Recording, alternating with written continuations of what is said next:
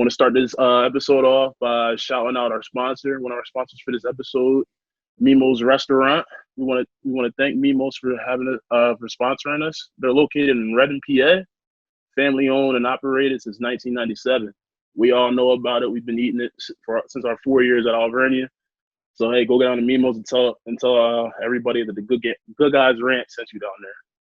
What's up, everyone? Welcome to the Good Guys Rant podcast, and this is episode number 5. We got Dope, Buzz, and Tar. In today's episode, we have some NASCAR, an MLB update, some NBA news, and even some sucker punches. How y'all doing? Pretty good. How about yourself? Can't complain. Can't complain. Fucking exhausted. Tired. Still look good. You hurt, bro. Sorry. You don't got hide. We all hurt right now. Well, I look the best out of everybody in here, but you know how that, bro. Come on, man. Megan McCarthy said otherwise about me. Not even gonna pull your card, man. I'm gonna just let you live. Dude's gonna be looking up Megan McCarthy on school. Is that the TikTok chick? Good luck with that, man. With the new Karl Malone. We got it. Next topic. Let's move on. Hey, man, you the one pulling your own card. You didn't have to say anything. Nothing changes. You pull my own card somehow while trying not to pull my card. Hey, man. Reed, what's going on with you, man?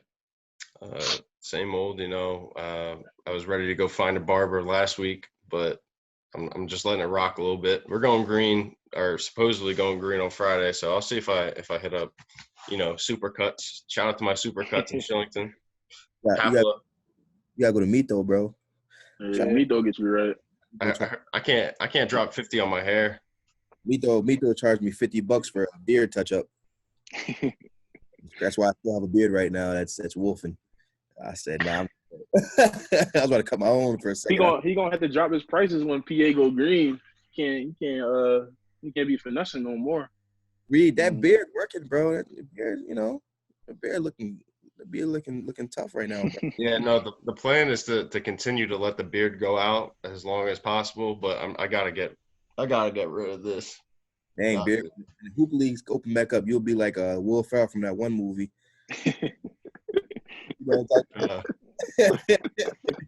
Semi-pro. Yeah. You know what's funny? You said that, Tar. This past week, I was helping my brother move, and one of his friends said the same exact thing that you just said. I was like, oh man. He was snapping in that movie. Yeah, he turned up. Mm-hmm. Monster though. Whoa. What you got going on tomorrow? Like I said, I'm exhausted. Down bad. I actually had 2 of them at work because I was exhausted. And you went out in the dark, right? Come on, man. We're not discussing man.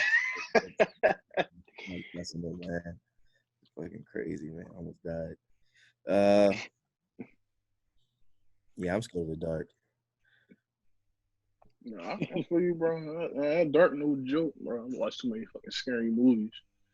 Shit be popping out everywhere I walk around my house when the lights all out. I got my flashlight. Oh yeah, same. I be I scared. don't like that shit. Dark, bro. I be thinking I know where everything is, and then I walk into the wall. I be like, oh shit, didn't see that. Scared of the dark, man. Yo, what happened with NASCAR? You said we talked about NASCAR. What happened with that? Yeah. So it's NASCAR. It's a good day for honestly NASCAR and growing their support and the movement with Black Lives Matter. Their one driver, Bubba Wallace, there was a noose hanging from like near his garage, and he's like one of the few people of color in NASCAR. So there was this big obviously everybody reacted, and today he was the first. I don't really know NASCAR like that, so I'm probably botching this completely, but they bring all the cars out at once, and he was the first car, and it was a really cool like tribute and show of support. They had everybody else in the cars follow behind him, and they took like a picture with him and stuff. And like I said, it's a really good day for NASCAR, and because last week, 2 weeks ago, they banned all the Confederate flags, and they got rid of some people, and one driver even quit or something like that. Crazy. I was just about to say that. Like, I was gonna say that's crazy. You said it's a good week because the last time I heard about NASCAR on ESPN, they were saying like the dude literally won I guess he's a bigger racer, and he was like, yeah, if they say no Confederate flags, I'm not racing or something. Right. Yeah. Oh, bro, he had 0 wins. Ain't no one was worried about him. Yeah. They said, "All right, see you." But I saw a couple tweets there saying that, and there's partially some truth to it, that NASCAR has done more for their African American athletes than the whole NFL has, and the NFL's issues have been highlighted in the past forever, and it's only taking till now for them to speak up and admit they were wrong, which is definitely a step in the right direction. But it's just interesting perspective, and like I said, good for NASCAR and good for Bubba Wallace. After he did an interview, took off his mask, and he's like, apologize for not wearing the mask, but I'm not letting these people take my smile away. And it's really good stuff, honestly. In a world full of negativity, I mean, obviously that we got to this point, a negative act happened with the noose being tied and put in his garage. But the recovery, as far as people coming together and supporting each other, and I Googled news whatnot. So they don't know who put that noose in. No, they're still investigating. Yeah. It's a noose. A tie, yo. I just didn't know what a noose was. I didn't. What? Are they crazy? Damn. Yeah. NASCAR. I ain't gonna lie. This is good for watch that shit. I'm never gonna watch NASCAR in my life, but this is good for NASCAR. You know, good for them. I'm still not gonna watch. But that's part of it too. They're getting an outgrow of support. Like they had Marlon Humphrey, the Ravens quarterback, come and waved like the first flag of the race. They have other NFL, NBA players speaking out saying they need to go get there. So it's really good for, like I said, they're doing the right things, they're saying the right things, and you get rewarded for having good acts and whatnot. So yeah, I was about to say, I seen it like on Twitter, like when all that stuff came out about that one driver that quit because they're taking away the Confederate flags and all that. I think like a week later, or like the next NASCAR race that they had, Alvin Kamara was at the race. I saw that. The race supporting. Yeah. So I mean, yeah, like they're definitely doing a lot of things to like make sure like to let everyone know that, hey, we're on the right side of this issue going on, this worldwide issue going on. So like that's definitely good. But I mean, with the NFL, like you were saying, like the NFL really hasn't done anything. I really don't know what they can do. I mean, like what do we want them to do? Like honestly, like I mean, nothing they do is going to be good enough. I mean, they're going to admit they're wrong. They're going to try and donate money to all these causes and all that stuff. But at the same time, all we're going to say is just, hey, too little, too late. Because hey, Colin Kaepernick was trying to do this 3 years ago, and you guys didn't do anything then. So like, how can we really? Nothing they do is going to be validated because all we're going to say is what happened with Colin Kaepernick. People want Colin Kaepernick back in the league.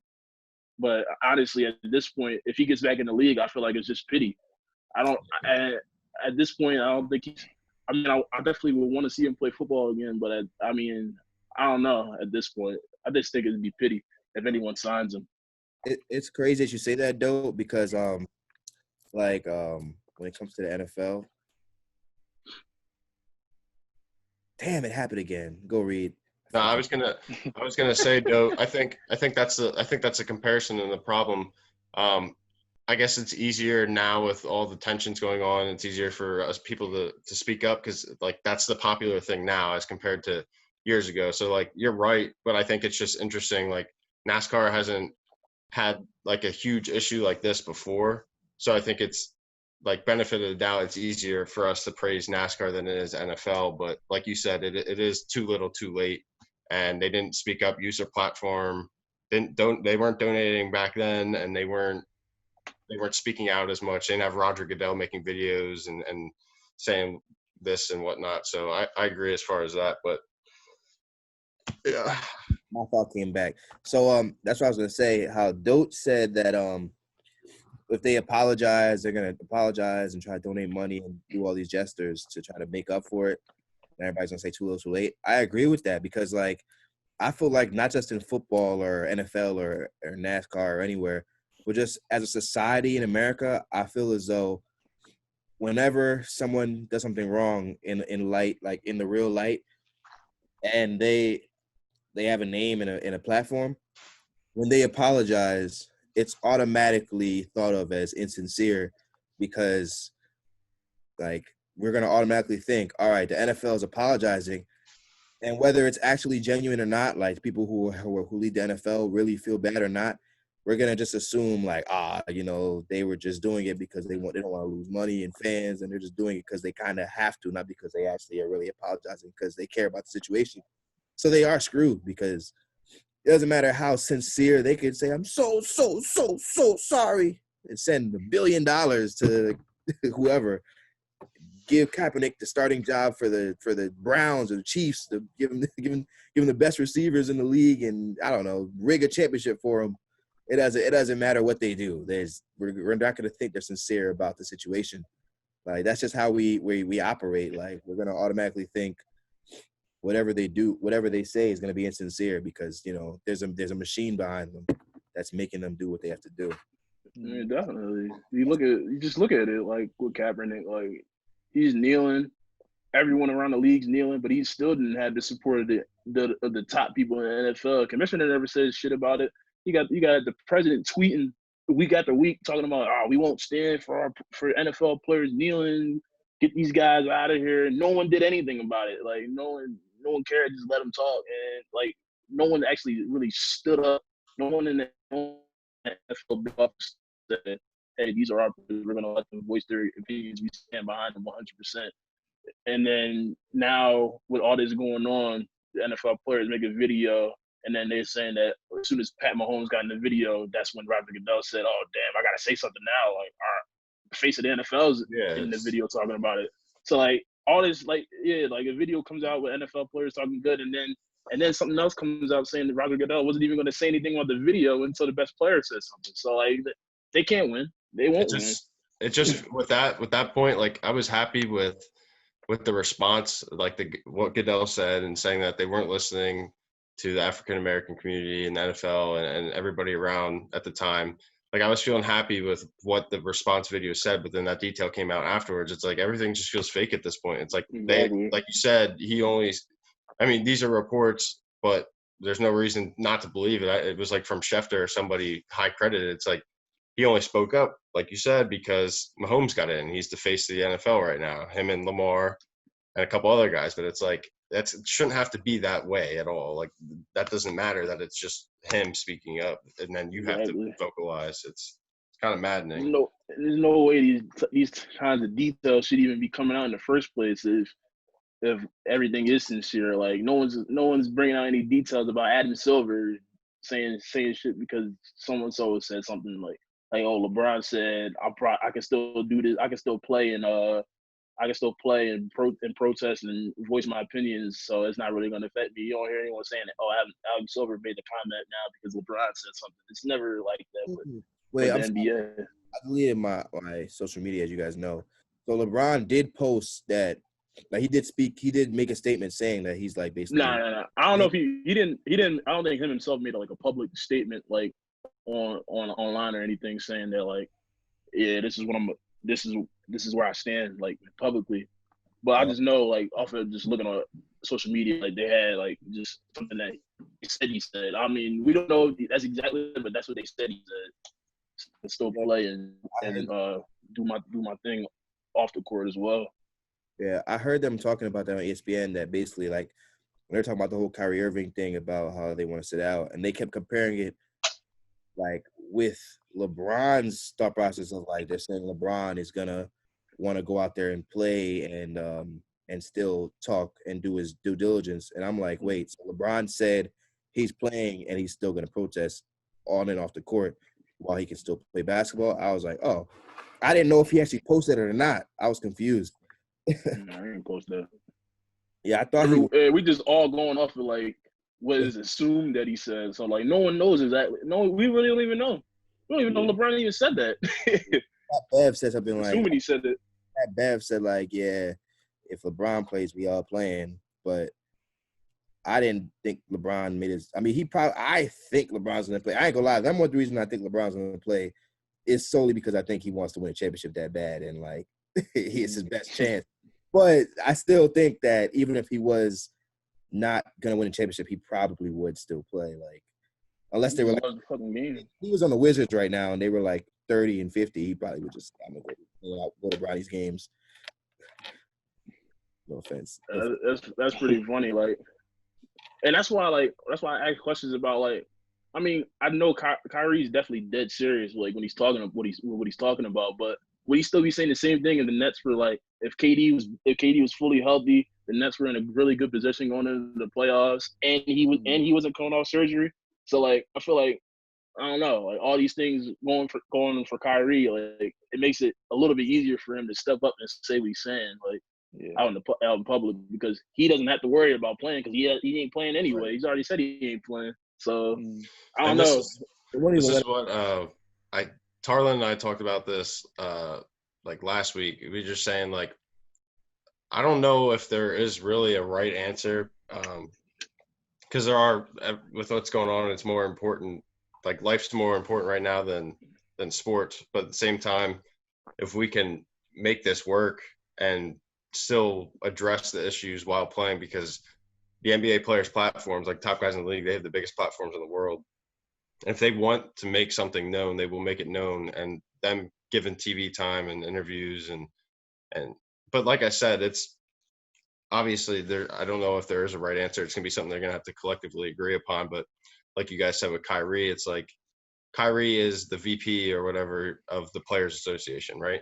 So he obviously has to speak up. He says something, but at the same time, I said to Tar that Kyrie's what he says sometimes only holds so much weight. Like trolling about like the world being flat, whatever. Like that was a joke, but like this other stuff, and then him coming out saying the Nets could start their own league. Who knows if that's true? But it's like we always hear this stuff with Kyrie. It's like what is actually true? What holds weight? But like I said, this like obviously isn't like anything to mess around with. So like my point is I don't know if there's a right answer, but I feel like they could make it work if they did. But either way, they got to agree upon it with each other. Or what about with Kyrie when he's on the Celtics and the first day of the season, he tells the whole world that he's re-signing with the Celtics. Then he randomly changes his mind. So then the media, if things aren't going well with the Celtics, because you literally said you were going to be there and you're not there, you're saying you don't want to be there anymore. And then he's like, the media is this, that, they're making things up and they're annoying me. I was like, dude, what do you mean? Like, why would they not ask you what's going on with the Celtics if you say you're there and completely change your mind? They're going to make sure they're going to think something's going on. Right. And he flipped. He's like, oh, your media is this, they're toxic, they this, they're that. I'm like, bro, they're asking fair questions. Like, yeah, you literally contradicted yourself. You should never say anything. That's why no one says anything about any type of contracts until the time actually comes where you have to make that decision. No one says anything. No one's actually gonna sit up there in the beginning of the season and say, yeah, I'm re-signing no matter what, because you never know what the hell's gonna happen. So now you're gonna go back on your word, and it's easy to just pick that apart. And I don't know, like Kyrie, he I don't know if he's like he has the mental like stability to be handling shit the right. Some situations you don't handle some situations. I don't know. When he got the vice president role, I was like, what? That's what I was exactly gonna say, Tar. When I first heard that he got that role, I was like, you want Kyrie to represent? Like who's voting for this? I really don't even think. I don't think these people, the players, don't even care. That's how I view it. Vice president, like, hey, tough cigar. He nice. Let's get him. Like, I mean, bro. I mean, bro. If he never said anything, I feel like if he never said anything, we would have never known he was even the vice president.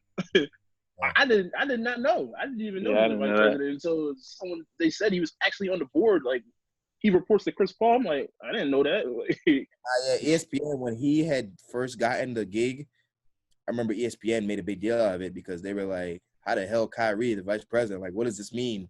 Because then the vice president has a big role, not only for – we didn't know this was going to happen, but the vice president has a big role in the CBA shit when they basically discuss the full outbreak of their league and how they get treated and all the guidelines and rules and everything. So – the vice president and the president are going to be like the sole speakers arguing for the players. That's how the lockdowns and stuff go.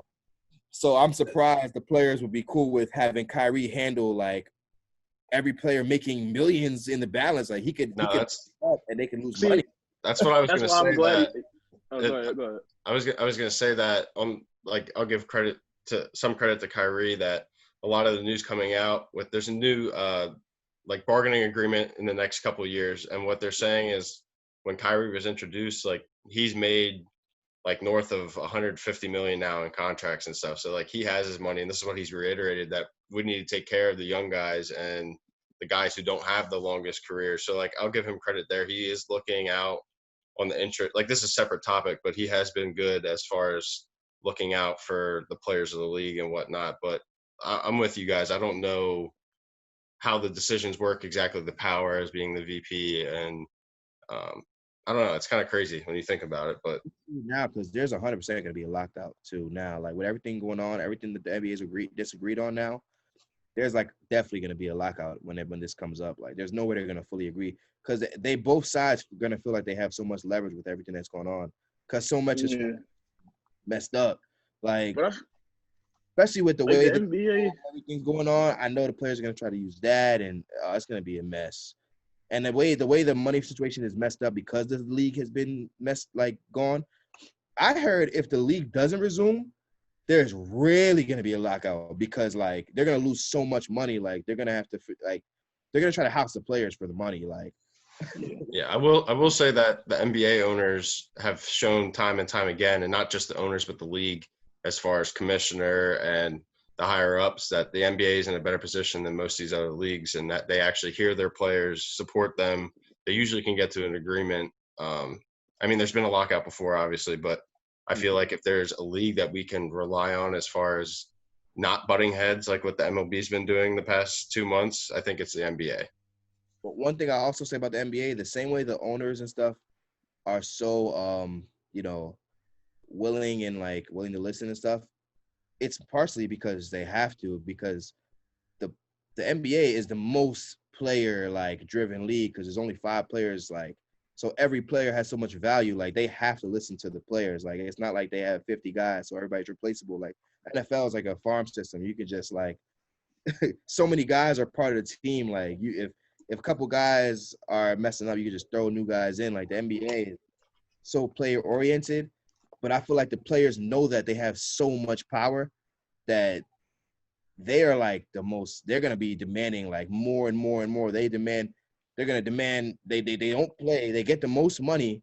And then they're like, oh wait, now I want to sit out this. I want less games. I want better traveling and this, that. Like they're going to be, the players are going to, even if the NBA owners agree and try to listen to them, they're still going to butt heads a little bit when this stuff comes up because the players are going to be greedy enough.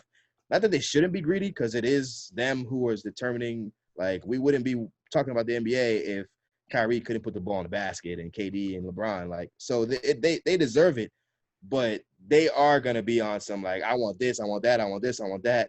That's why they get the lock on the first place. Because they get such good contracts and so many benefits, but then they're like, you know what? Oh, you guys are gonna make the highest contract $50 million. I think we should get $60 million. And it's like, what? We giving you so much.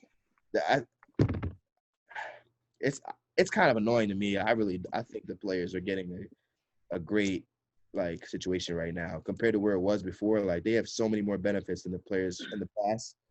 And you hear it all the time, players complaining about random stuff. I'm like, dude, you want more rest. You guys literally sit out every other game and you don't play any back-to-backs. And why do you mean you want more rest? Oh, that stuff annoys me, man. Sorry. Yeah, they definitely gonna try and now they're gonna try and get money even though they're not even playing. Dudes are gonna try and sit out now and try to still get paid. And I'm like, I mean, that's not possible. You can't get paid for not showing up. That's why I want them to play. That's why I want all of them to just play. They're gonna get their money, and then that way they can't say shit. They can't ask for no money. They're gonna get it if you play. So you play, get your money, and then you can use that money that you get, like Austin Rivers said, to donate and to put resources out there to support the Black Lives Matter movement and really spearhead the movement with your money. Because I mean, that's how the world runs. The world runs on money. I mean, that's what we need to like really get this going. And I mean, sitting out, I mean, it's cool, but I mean, you ain't going to get anything. I know these dudes already got all the money they can ask for, but more money ain't gonna hurt. Yeah, and that's what I was gonna say because like I remember I listened the other day to the Bill Simmons podcast. He had JJ Redick on, and JJ was basically saying like he was considering not going because he obviously, you know, JJ Redick is like 35 and he's his team is like a 9th, 10th seed. So they had a meeting and they were like, "You dude, like let's see what's going on." And when he put it into perspective of what he was gonna be like, because he was talking to Bill Simmons was like, "Yeah, you're gonna have your kids out Disneyland," and he's like, "No, my kids can't come. We have to leave like June." He said like you leave within like a week if you actually go. Once they decide who's going, you leave them within like a week. Then you're gonna be gone for like 2 months because the games don't start till the 31st. But then playoffs come if they make the playoffs. They said family can't be there until you make it to the semifinals. So you're talking about like end of August area is when they actually will get to see. So he's literally going to be away from his family for 2 months while risking getting the COVID if that situation happens. Like that's a big sacrifice for a lot. Like we're putting into the whole like Black Lives Matter, which is obviously huge, and some players are saying injury.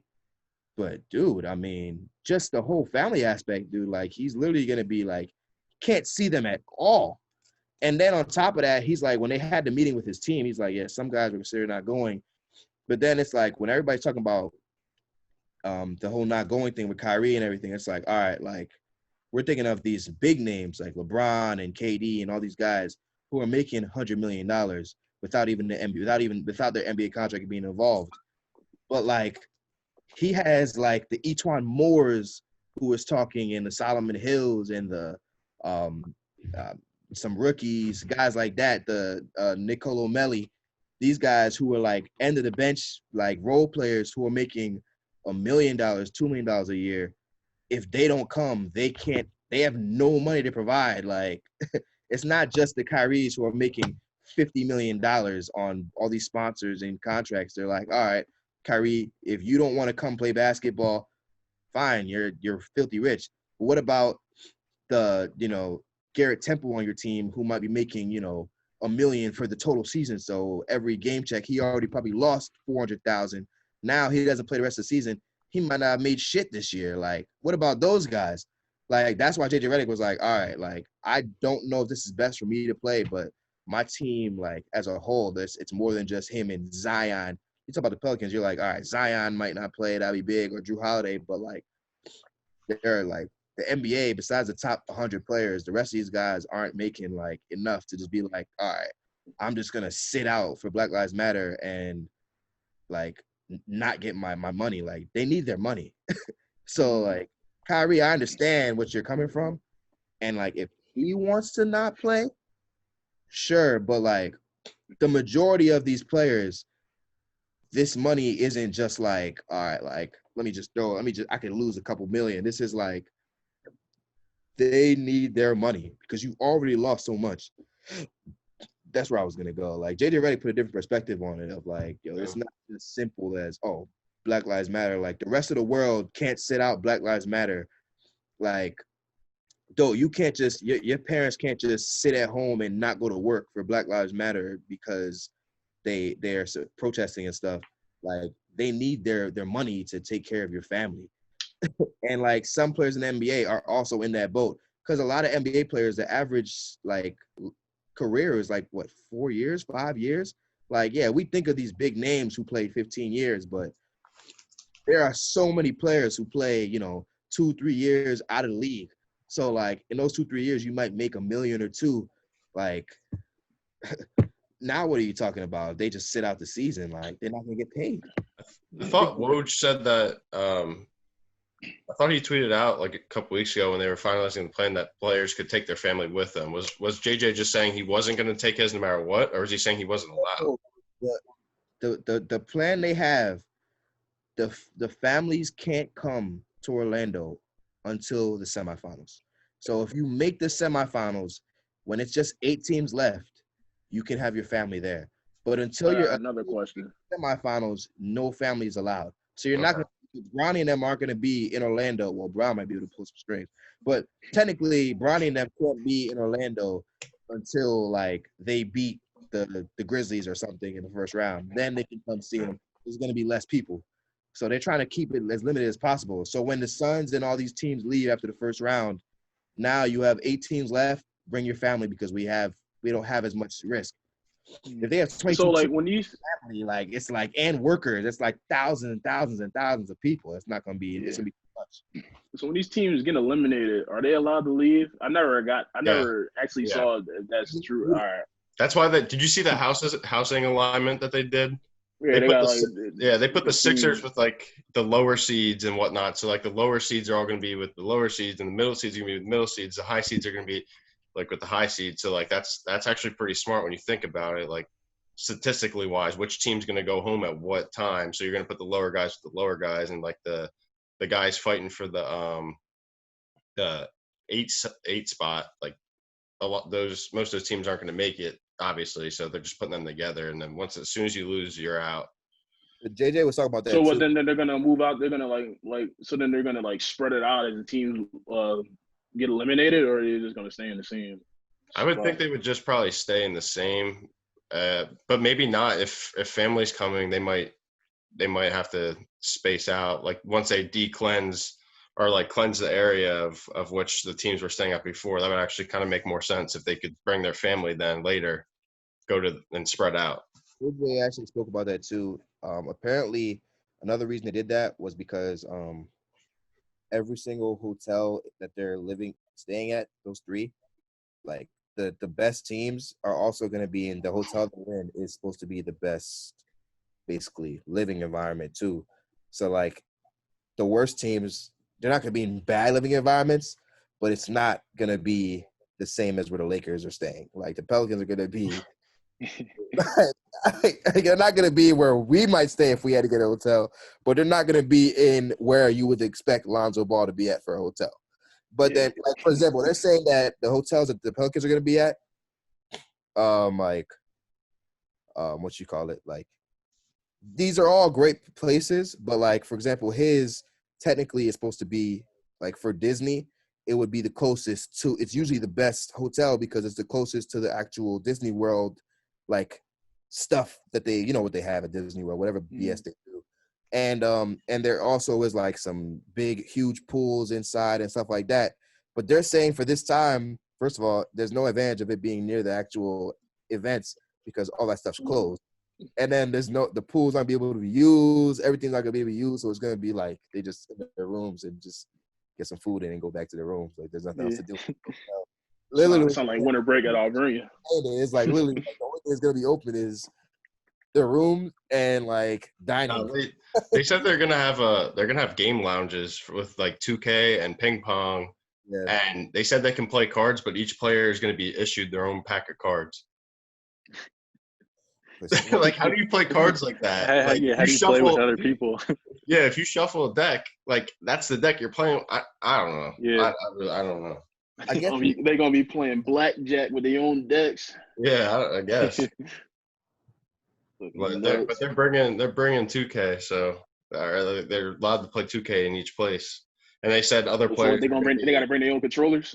No, they're gonna have. Well, they'll probably issue your own controller. Like this is yours, Xbox or PlayStation. But they said players are also allowed to go and watch other games, so that's gonna be cool. Like seeing reaction, seeing somebody get dunked on, and the players in the stands just sitting there watching. Yeah, I still have some big concerns though because like. I don't even think it's gonna happen. I don't think it's gonna happen. I'm just gonna say it flat out. The big issue is. They're trying to have it where the players have to stay, to prevent COVID, but all the workers, they're gonna do like our jobs do, where like basically you probably get like some type of test for your temperature and stuff, and then you come into work, but then you leave, and like when you come back in, they make sure you're not like don't have any crazy symptoms, but they're not gonna be getting tested every day like the players, and they're gonna leave every day after work, so it's like, yeah, the players are safe in the bubble. But all the workers are going to be coming in the bubble who could all get it, like they could bring it in. So like the only way to make sure it's fully safe would be to make the owners, make the nurses and the workers all stay in the bubble.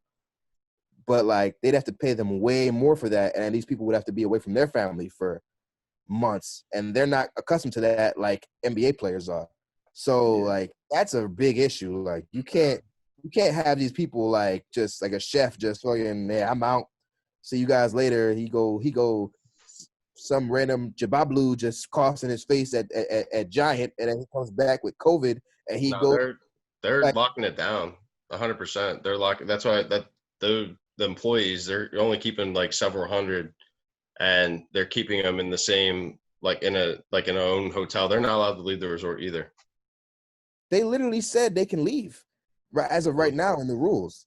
No, I promise you. But as of right now, they don't. Because I thought I saw something from Woj that they have to stay, because that would make literally no fucking sense at all. Bro, it's not easy to just get like, because they can't technically just get people who are never done anything like that to leave their family for months. Because remember, no, it's gonna be more NBA personnel. It's not like just Disney people. I'm talking about the Disney staffers. Any NBA staffers have to stay in the bubble. Like no, but I'm saying the people. It's not going to be Disney staffers. It's more so going to be professionals from the NBA side dealing with the other stuff, because they're not like going on rides and stuff. They're not like using Disney like staff. the people, like for example, like they're saying Disney staffers would be cleaning the hotels and doing stuff like that. Those people technically would get to go home after their shifts. That's the people I'm talking about, not the people who are part of the NBA. I know, but I'm pretty sure they're going to have people like stay there and stay inside the bubble. Like if they're getting in contact anywhere close with players, they're not leaving. I mean, we're going to see, man. I mean, just send me the article that you looked I honestly think that what you're saying is the only way it's going to end up working. But I mean, they have to, there's no way. Like, that's why everybody's complaining so much, bro. Like, JJ Redick was bitching about it. He's like, dude, like, how are you gonna, like, someone can't clean my room, a maid can't clean my room, and then go home, come back, get a temperature test. Like, if I'm stuck here, like, that doesn't make any sense.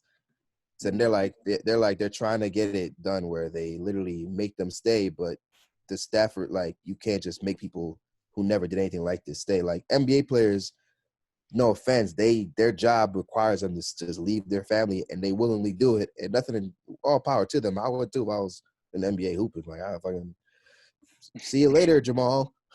Just flip the fridge. I'll see you next week. But like these people who are maids and stuff, they don't just like, oh, let me leave in June and then come back in November to see my kid. Hey, how you been? Like, these people are on like someone who's making minimum wage as a maid, providing for their family. They can't just leave their family sitting somewhere in, you know what I mean? That makes sense to you guys? Yeah. That's why it's such a situation. Like, the only way they could do this would be, even if you pay them double, like, they can't see their family. Like, they have to take care of their family. Like, you literally have to make it all NBA people. But, like, yeah, I don't know. I don't know. That's why this thing is not finished. They're not giving all the details of what's going to happen, like, because they don't know the details low-key. Because they made the show on the fly. Yeah. This is such a complicated situation. Like, that's why I really don't know if it's gonna happen. Like, there's so many things that go on that have to be right, or people are gonna complain because it's this. But the NBA players, like I said before, they're annoying. They don't understand, like, this is not gonna be a situation that's perfect, because this is an unthought of situation. Like, this is unheard of. Like, you can't expect everything to be perfect, but the NBA players don't care. They're like, oh, this has to be this. I need that. I need this. Like, how do you possibly complain about being a 5-star that doesn't have any other entities? Like, yo, you're not in a motel. You're still in a nice ass room. They're gonna have a robe in your room like Miami. Like, it's gonna be a nice area. Like, and they're complaining about the hotel stay. I'm like, Lonzo Ball, if you don't shut up. Hey man, these dudes been in $1 million mansions for 3 months. You think they trying to leave?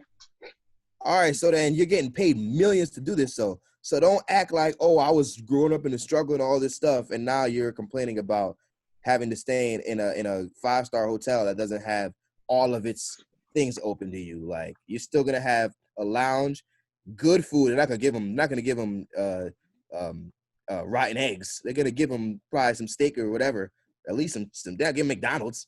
They ain't gonna give LeBron James a McChicken for dinner. They're gonna give him some filet mignon, a robe, a nice shower, a Red lounge, wine. do whatever they want. Then they go play basketball, and then after this, and they're gonna get it. They're gonna make $500,000 every time he hits a goddamn three.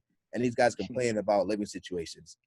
They just released a 113-page memo like last week, so they have an idea. But like you said, I agree. And nothing really seems clear. But like I said, I don't even think it's going to happen because of new cases and people dropping out left and right. But we'll see. Like, dude, Reed, even for you, think about it, right? You're saying like they're gonna try not to have any Disney staffers. They're gonna try to do all NBA people.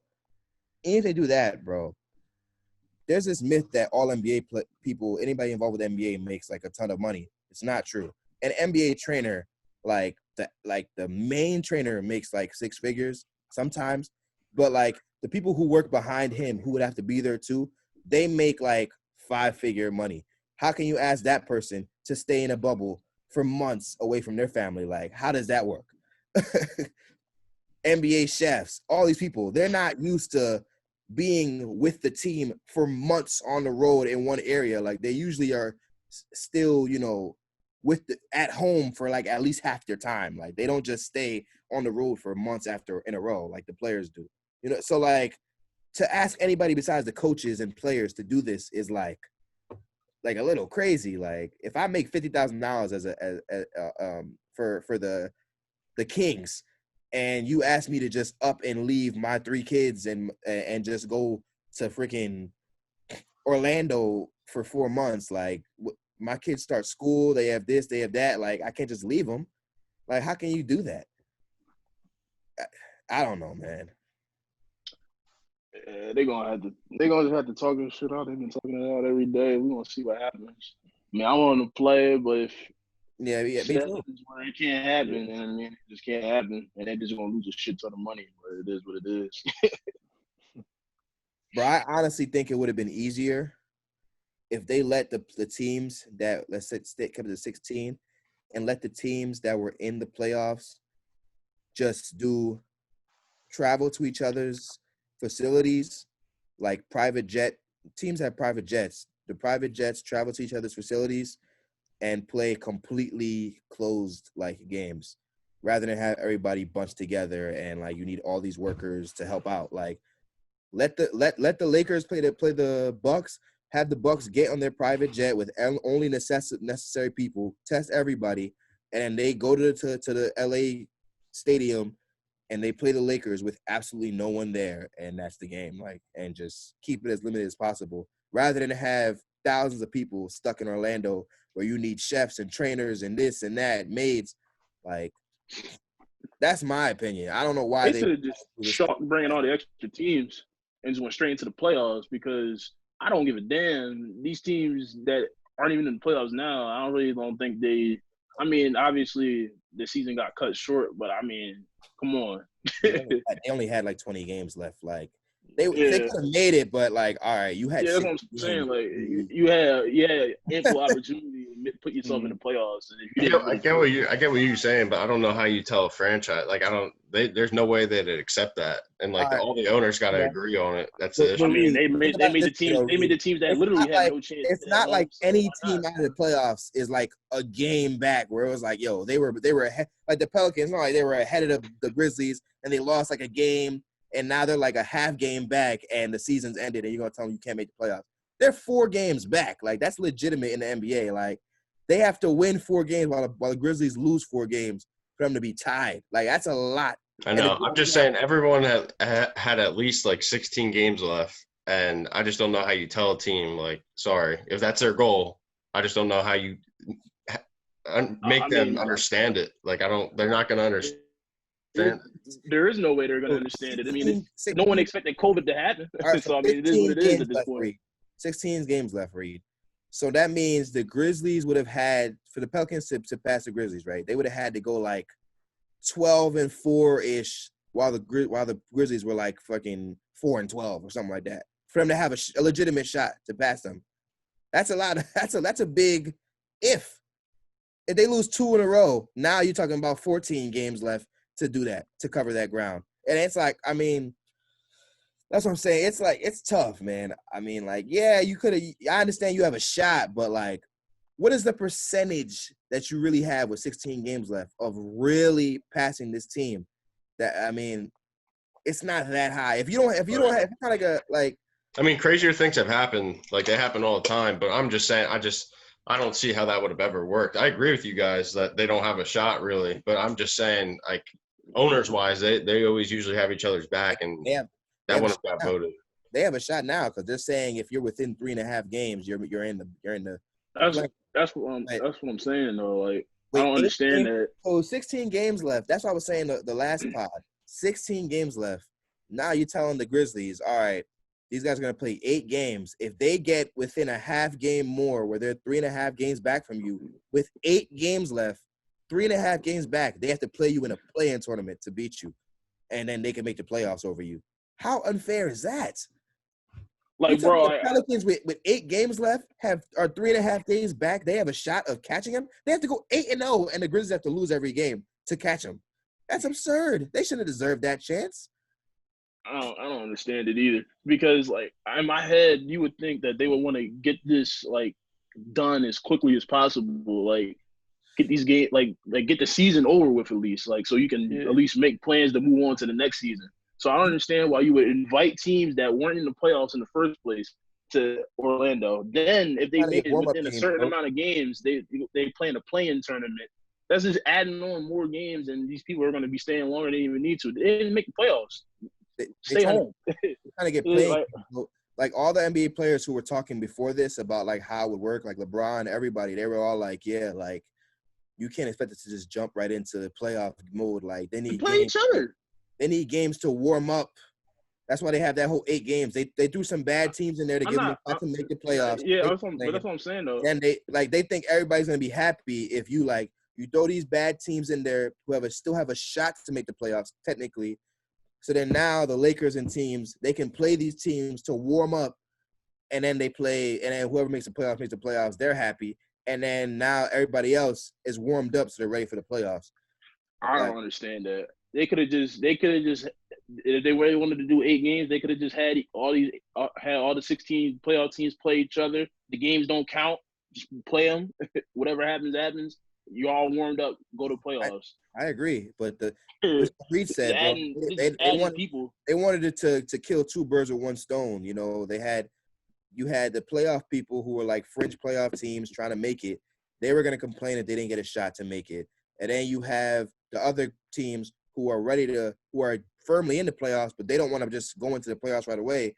So they said, you know what? Let's let the Lakers, who are trying to get warm-up games, play the Pelicans, who are trying to get into playoffs a few times, and then now the Pelicans, you beat them, you made the playoffs, good for you, but you're probably going to lose. Lakers, games don't matter, but you get your warm-up. They try to do both in one, which I agree. I don't think either were necessary. If I'm a player, that's why I don't understand these old heads. If I'm a player, man, I would be ready to just go hoop. Like, I'm ready. I don't need a warm-up. I don't need these fringe 8 games. Just put me in the playoffs. Let's play. I'm ready to go. I could literally. I mean, a couple of games wouldn't hurt, but like, you can't be putting teams just because. As soon as Damian Lillard was like, oh yeah, like if I don't got a shot to make the playoffs, I ain't playing. I would have just been like, all right, then y'all not coming. Like, what the hell? Like, who cares? Like, you don't need a chance. If you really wanted the chance, you would have been in the playoffs before this shit happened. Dame was tripping. Like, we watched Dame all season. Yes, he fried, but bro, the Blazers stank. Yeah, that's what I'm saying. Like, they already their record is. Can't get these chances. They were not good, and now he's on some. I ain't make the playoffs. This that. I'm like, bro, you had so many times. The Knicks beat you. Like, you had so long to make the playoffs. Go Knicks. Yeah. But like, I mean, he got hurt. So I mean, he's gonna try and use that. He's gonna use that as an excuse to say, yeah, I mean, I was out. So like, but I mean, come on, he was getting 60 and they were losing. That's what I'm saying. Like, I understand you guys' point. I just think that this is probably the fairest way, and without the path of least resistance upon with owners and teams, because there would have been a huge rift. There would have been stuff going on left and right. I just I you just personally can't come out and say this is what's going to happen. So I personally think the fairest way would have been if you made it like, all right, you get 8 games. If you're within a game and a half, maybe, then we'll let you get but how do you justify that though? Like crazier things have happened. That's my point. Like you 8 can't. games left. After these 8 games, they'll have most teams will have around 8 games left. You tell me the Pelicans 8 games left, bro, are 3.5 games back. They have a shot of catching the Grizzlies. You have to go 8-0. No, you don't actually. So how? So I just feel like the percentage of that happening. Let's see it, Reed. They 3.5 games back with 8 games left. Both teams are 8 games left. They 3.5 games back. What record would the Pelicans have to be to make it? They'd have to go 6-2, and they'd have to go 2-6. What? What? That's 4 games right there. What do you mean? That's 3.5 games. It's 4 games. No, that's not. What are you talking about? So I'm 4-4. I go 2-6. That makes me what?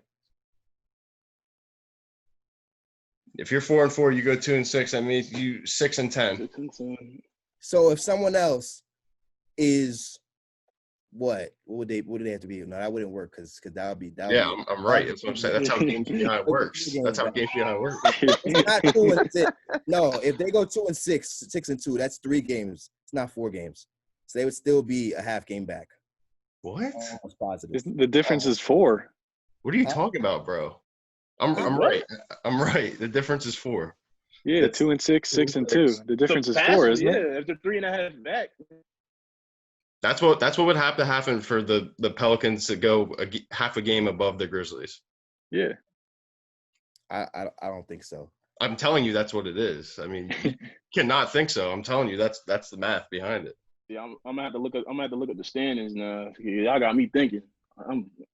I can't think about this on the fly. My brain not working like that no more. I don't take math anymore. If they're 3.5 games behind, there's 8 games left. You need to win.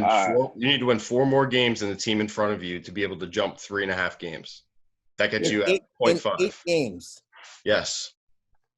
All right. So Memphis got 32 wins, and New Orleans got 28 wins.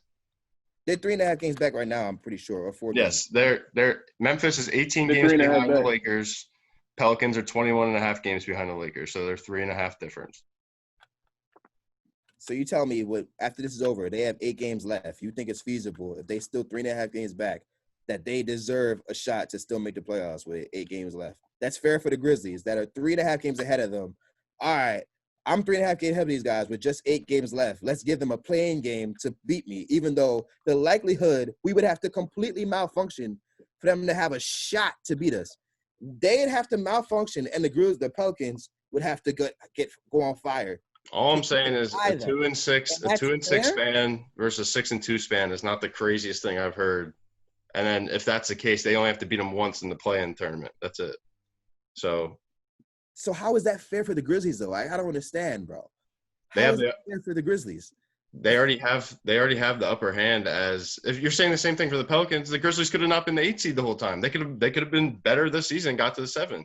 You guys saying the same thing for the Pelicans? They could have not been ass this whole season. They could have been better. Same thing with the Grizzlies. That's what I'm saying. I just feel like if you're on the outside looking in, you shouldn't be rewarded for that. You shouldn't be rewarded. You shouldn't be given a chance when you had a chance already. I'm saying if 82 games already passed, that's understandable, but they didn't. 60 games passed at over 60 games passed. At that point, you're talking about what? 74 games would have been passed, and they still are going to be 3.5 games back. That's, to me, let's be honest, for the Pelicans' sake, if they didn't add Zion and they were 3.5 games back, we would not be thinking, oh my God, they're on the Grizzlies' heels. We would be thinking the Grizzlies are probably going to they're well in road to make the playoffs. The only reason we even think they had a shot is because they added this super Zion guy that we're like, oh crap, now it's over because they have this great team. Right. With yeah, Zion. I'm not talking about 3.5 games is like we were well in control of the 8 seed most of the time. Like, we did our job. We were well in control of the playoffs. It wasn't like they were really on our heels. Only reason people think that they were on our heels is because they added Zion. So, like, to think that this was like, what if the Grizzlies should have not been the AC? They had 3.5 games ahead of them. They did their job. It's No, not like I'm not saying we that. I'm lose saying tomorrow and we're out. It was like we have to lose every fucking game to screw this up. Like I don't no, know. I'm not talking. I don't like I agree. I said to you guys, I don't like the play-in game. Like after these games, it's kind of tough. Like if you got the 8 seed, I feel like you should definitely be in too. But that's what I'm saying. If you only have to beat, you just can't get basically swept in a 3-game series by one of these teams to make it. But I do agree that, like I've said the whole time, that the play-in thing is weird. But after these games, if they don't go 6-2 and 2-6 or whatever, I agree that they deserve that 8 spot. You I'm know just why I think saying. it's feasible? I think it's feasible because to say 1.5 games back or something like that with 8 games left, because like, for example, if you say the Pelicans have to go 4-4 while they go 2-6, 4-4 is about what the Pelicans play like. So you can say if the Pelicans just do what they've been doing, they have a shot to make it. The Grizzlies lose some games. But 6-2 in an 8-game stretch would be a 75% win percentage, and the Pelicans are like 6 games under 500. So they have no evidence of like, yo, we are that type of team. So you're asking them to do something that they haven't really done to make the playoffs. So I don't think they deserve that. If you say a game and a half back, you got to win like just a game more than you lost, and the Grizzlies lose a game more than they lost. Now they can make the playoffs. That's feasible because both teams are around 500. If they go 3-5 and other team goes 5-3, they're tied. All right, like you know what I mean. But to say like, all right, now they have to catch fire, which would be for the Pelicans 6-2 against all playoff teams, is catching fire. And the Grizzlies have to get ice cold. It's like, all right, come on, man. Like 1.5 games to me. All right, 8 games left, 1.5 games. An average NBA team can make up that ground in 8 games. But like 8 games, 3.5 games back is like, all right, bro. Like, yeah, it's That's possible, why I'm saying this. like, come on. It's possible, sure, but come on. I'm just saying saying there's this no is point for this shit. this is what the NBA and the owners and everybody agreed on. So obviously they feel it was the fairest way. Only reason why think they agreed on I it is because think- of Zion. I swear to Yeah, God, I it's think the Zion. It's NBA Yeah, literally I'm not Zion. saying you're wrong. I'm just saying. It's ridiculous. I think This guy runs the league hasn't even been in everybody's for a out of year. the playoffs right now is 3.5 or more games back, and they said we're going to do 3.5 games back to get this guy in. And all the teams out of the playoffs are going to agree because they trying to make it. And then the teams in the playoffs, besides the Grizzlies, like who gives a fuck? The East teams, the 8-7 seeds are like 7 games ahead of the Nets, so it doesn't matter. Like, again, ahead of the Wizards. The Wizards have no shot. They have to go undefeated basically to get in. So the only team that it would mess up is the Grizzlies. Like the Lakers don't care about this. So I could see how it would come to a conclusion because like the only team it affects is the Grizzlies. But like for the Grizzlies, this is clearly to me not fair for them. Like I don't see how this is fair for them. You could say this is the most fair. I don't think it's the most fair because I think in the general NBA of all the teams included, it's the most fair way to do it. I don't know. It really isn't because they just rewarding these guys for not performing all year. Say the general thing of the NBA, the only teams that affect. No, but you guys keep forgetting the fact that there's at least 16, 17 games left. Like I don't know what they're supposed to do about that. Bro, if there's Chalk it. Bro, they're not going to ever do that. They're never going to do that. Hear me out, though. Well, they don't. They apparently don't. That's not what they're doing. Reed, the only teams this is affecting, the general scheme of the NBA that is affecting are going to be Grizzlies and the teams chasing them. It's really affecting. So in that aspect, this isn't fair because the main team it's affecting, it's not fair for. So that means the general aspect is not fair. This is going to affect the Grizzlies negatively. Like this is giving every team that they have been like for at least a good separation from for the whole season. Now it's like, all right, we're going to give them a legitimate shot to chase you now. Like that's not fair to me. Like, like if they cut it to like you have to catch up a little bit, because to be honest, the season resumed with 8 games left.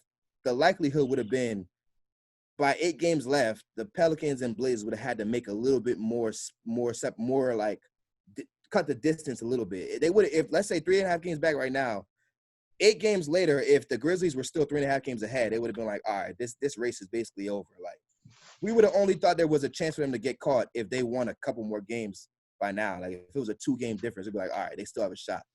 But to say like, yo, you make no separation 8 games later, and you still have a shot to make the playoffs with a few games. Like, come on. I don't think that's fair for the Grizzlies. Like, I mean, I agree, but I yeah, don't. I mean, I would get respect the Grizzlies. Like, if you were Mifflin and this situation happened with Exeter, you would have been like, "What in the hell?" Like, they're not even that close to us. I'm saying, but the reason that 8 games, they made it 8 games when there's still, like I said, for the 15th time, that there's at least 16, 17 games Yes, left. so there's 8 games left after the 8 Right. games. And I'm saying that they still have the upper hand in the play-in term. They finish with that 8 seed. They only have to beat them. If they lose 2 games in a row, then they don't deserve that spot anyways. That's what I'm saying. If they lose 2 games in a row to one of those teams behind them, they didn't earn it. Just beat them I feel like it once. shouldn't even. I feel like it shouldn't even have to come to If that. they lose Just 2 reward games in them a row, for being the 8 seed all year. if they lose 2 games in a row, they can still say, "What the hell? I still had a 3.5 game lead on these guys 74 games into the season. I should have been in the playoffs anyways. I shouldn't have to play a play-in game. I was better than them in the season. They got hot 2 games and beat us, but I was literally should have been playing the Lakers in the playoffs. They should have been at home because couldn't get it done for 74 games. That's what I would say. Because anybody, I mean, yeah, they could play them and they could have a mismatch with Zion, with Melo guarding them, or not Melo. Who's on the fucking Grizzlies? They could have Brandon Ingram frying slow-mo or something, or Dylan Brooks, and they fry them 2 games. But that doesn't mean the Grizzlies did their job against the 29 other teams to be better than the Pelicans were. And then now it's like, oh, we lose our spot in the playoffs because these guys, they just gave them a shot to get in, even though we were better than them. Like, that's not, to me, that doesn't make sense. If you're gonna say cutting it short doesn't make is unfair for the Pelicans, it's definitely unfair for the Grizzlies. Like, I don't know. I'm just saying, I think that I don't know the system that would have worked out that would have made everyone happy, because you can't just tell somebody, sorry, like you're not going because of what's going on. Like, I'm just saying, I don't think that's fair to even think either. I think cut it to like 1.5 games to 2 games. I know, but then they're just going to argue that's 2 games, so they're going to say what's the difference? Like, 2 games left, you get a play-in tournament. That you're within striking distance. 2 games left. 3.5 games left. It's like, come on, man, you got to do things you don't usually do. Exactly. And even if you cut it to 3.5, even if you do cut it to like whatever you cut it to, what is it, 3.5 to get in the play-in tournament? Yeah. You cut it to 3.5 to get in the play-in tournament. You beat that 8 seed twice. In reality, you still be a game and a half behind them. Yeah. So you would never actually pass them. You just beat them twice, and then you get in the playoffs. So technically, you never actually passed them. That makes no sense. I don't know. Makes sense to me. So. Nah. Yeah, it makes sense to me. I don't know. This is the most obvious. It doesn't make that doesn't make sense. Hell no.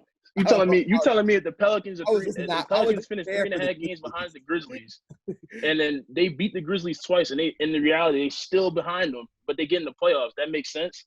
Yeah, because I mean, another part too is like you guys even said that it doesn't even matter. Like talking about the 8 seeds and lower seeds, they're gonna get smacked anyways. If they can't beat them one time, they don't deserve it. It's not even if they are a game and a half behind. It's not like playing fucking 7-game series, Reed. Like, you could literally you could win the first game, somebody gets hot second game, and it's over. It's not like they have to win fucking 4 games on these guys. Like, winning 2 games against a team in the NBA, especially with these circumstances, is doable against the same team. Like, it's not like crazy.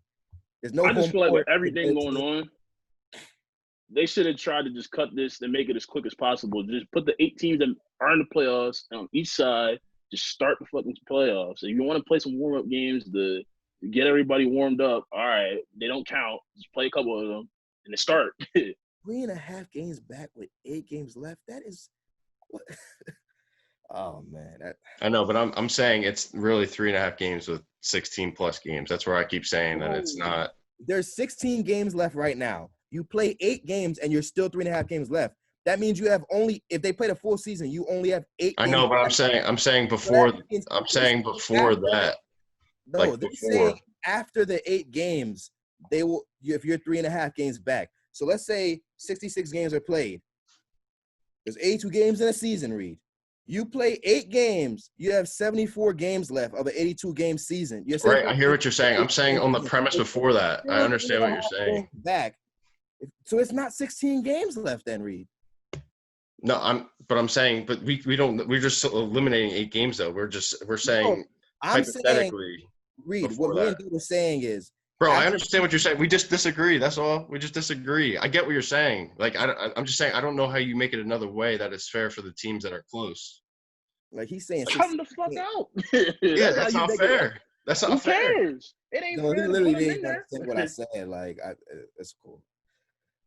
I didn't what? You literally didn't understand what I said, bro. No, I do understand what you're saying about you There's take away 16 games after left. 8 games, there's 3.5. Yeah. I'm saying Yes. after the 8 games, if you 3.5 games, that's unfair. Right. That's what I'm saying. I get what That's you're saying. You what said does it 3 16 times. games I have to understand do what you're with it? saying. What does 16 games have to do with it? I'm saying because that's how they set it up beforehand because that's how many is left right now. Yes, and I'm saying after the 8 games, if you're still 3.5 games back, that is unfair to say you're in the playoffs. Right. I understand what you're saying. I understand. I don't know what you want me to say. Like, just say, yeah, I agree. Like, no, I hear what you're saying. I just saying I don't know how else they could. I've been agreeing with the play-in thing. If you're that far away with the play-in, I understand. But I'm saying as far as bringing these teams down, that's my point. Like, I get what you're saying about the play-in and the 8 games left. I'm just saying that's how they set it up beforehand. But as far as bringing the teams down into the bubble, I don't know what else they could have done before that. Like I said, all along, I don't think the play-in's the greatest thing. I'm just saying that one, they have the upper hand in the play-in tournament, and 2, just see what happens after the 8 games. That's all I was I saying. think what they should have done is, okay, you get 8 games. All right, those teams get 8 games. But if you gotta like what I said, like if you're 3.5 games back and you beat that team twice, you're still behind in retrospect. Like so you 1.5 or 2 games. Exactly. That's what I'm saying. Yeah. So if you beat them twice, then it's like you literally would have passed them. Yeah. Like it was for the. Remember the T-Wolves played who they played, the Nuggets that one year when they had Jimmy Butler, and they literally the last game of the season, they were like a half game back or something, or they were tied. They were a half game back, I think, and the team won and got into the playoffs because they passed them with that last game. If a situation like that where like 8 games left, they're like 2 games back or something, and it's like, all right, we literally like could have in 8 games, we could feasibly win 4 more out of these next 8 games that we have left in our complete season to make the playoffs. Whereas like right now, it's like, yo, you're gonna need in 8 games, you're gonna need to catch fire and hope that other team who's in the playoffs that are not bad, hope they collapse to end the season too. Like It's a lot of variables. Like that shouldn't be. That stuff is not like the Grizzlies have a case. 8 games left, 3.5 games back. They probably would have made the playoffs. Like 80% would have made the playoffs. Yeah, and that's where I was saying like I've been saying all along. If you have 8 games left, just go with the 8 games, and if the Pelicans can pass the Grizzlies in those 8 games, then they earn it. But if not, then just go ahead. I think like I said, the play-in tournament's stupid. It's just an attention grab. That part I don't necessarily like. But as far as bringing the teams down, I don't know what else. I mean, besides chalking, I think that's probably the fairest way. But they probably won't come down if that was the situation. So they probably made it that way. Like they had to make it that way. Yo, bud, stop recording real quick. I got my charger. Yeah, it's fucking just don't. Who cares, man? Yes, the teams behind them are also 3.5 back, but like they clearly said, "Oh, the Pelicans are 3.5 right now, so let's just hope they can stay 3.5 8 games later, and then let's just use that number."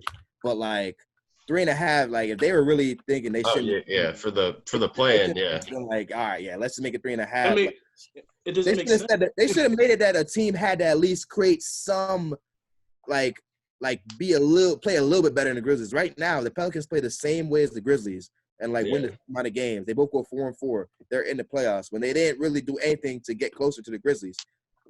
Like I would have picked the number within 3.5, where it's like you got to at least show that you're playing better than them to get in. They gotta whoever like the teams teams something like the teams they put in. They gotta get it to 2. Yeah, like show some evidence. If you don't get it to 2, you ain't in. That's how I feel it. You know what I mean? Like show like I was playing better than them. I had to go 5-3 or 6-2. Right. While they were 4-4. Yeah. Then it's like, all right, you made some positive measures towards chasing them. So if you had those 8 games, you could have had a shot. But right now, it's like, yo, we literally just have to match them win for win and not really get any closer. Right, and that's what I'm saying. It's not even fair. I agree with you guys. That's what I'm saying. I'm saying that portion of it is stupid. But I like I said, as far as bringing him down, I don't know Like, I think that's bringing them down and then having the 8 games. And I agree, the 3.5 is stupid. But from there, if they could go 6-2 and the Grizzlies could go 2-6, then that would be fair. I think that would, like, they get that spot. But and give them that choice. If they want to come down, if they don't want to come down, don't. And then we go right in with the 8 teams that we have in on each side. I agree. So you're saying for the next 8 games, if that happened, or you're saying? No, yeah, I'm saying that I think the play-in is stupid all along. I've been saying that the play-in's dumb as far as the 3.5. I'm saying as far as 8 games left, they need to go 2-6, and the Grizzlies need to go 2-6, and the Pelicans need to go 6-2. If they were able to do that, You're saying if they just pass them after the 8 yeah, games? yeah. I'm I saying wouldn't mind that either, but there's no way the Pelicans and these teams would agree because right. That's what I'm saying. That's what it's probably not feasible. right, and that's why I'm saying that's probably why they had to make it this way. So the only way they come down. Like, if they made it the other way around, teams would literally stay like Jay Redick said in his pod. He's like, yo, if there's any scenario that's not feasible in our eyes, we were all just gonna agree to just stay home. Like, we need a legitimate shot at making the playoffs. Right. And to them, just passing them was not gonna be feasible. So the 3.5 games. Yeah, going 500, going 500 and hoping the Grizzlies go 500 too is definitely possible because the Grizzlies are 500. We got to beat playoff teams 6 out of 8 times, while these guys got to lose most of their games. We know we ain't that type of team. Like, that's the funniest part to me. I'm like, oh, they know if they had to go 6-2 while they went 2-6, they probably would have just said, I'm going to stay home. Like, that's basically what he said. He's like, right, and that's what I just said, that if they didn't have this format, the teams probably wouldn't have came down. But like we're on the same. They've been good. I know. Hey, I'm with you. That's what that's why I'm confused about this all, because I'm literally agreeing with you. I'm just saying, as far as bringing the teams down, they had to make some type of incentive like this. But regardless, Bullshit, man. I'm going to be watching. That's why I think they don't care that much about the player safety, bro. Because they clearly went this hard because they want guys like Zion and them to come down they want that type of atmosphere with those stars there. Because if they cared about it, they would have said, you know what, F the teams who aren't in the playoffs feelings, like Pelicans. You're freaking 20-something and 30-something. Like, you should have been better. Like, fucking, you had a chance to play Zion. You sat him for an extra month. Go home and stay safe. We'll see you next year. That's what I would have said as a commissioner. I wouldn't have said, I want Zion there bad. They said that I made the playoffs. All right, Zion, Dame, I'll give you a shot to get in here and risk having 22 teams instead of 16. Like, I would have said. I know. I'm just saying it doesn't – that would be nice if it worked like that, but it doesn't, because the owners control everything and they have to vote on everything, and that's probably what they came down to. I agree, but I'm just saying, like, the owners essentially – the owners in every league, they run the league, so that's how that works. They didn't get – the commissioner. I'm vetoing that shit. They just got a majority vote. So if the guys I'm make the vetoing that playoffs, shit. then that's it. Everyone voted except for the Blazers or whatever. Yeah, I mean, everyone said yes, but the Blazers. They were the only team to say no. I forget what they said. Why? Yeah, I think if they did this situation that we're talking about, they would have had less votes, yes, but they still would have had at least over 16 because the teams that are in the playoffs would have did it, and I think a couple other teams that did it, that like the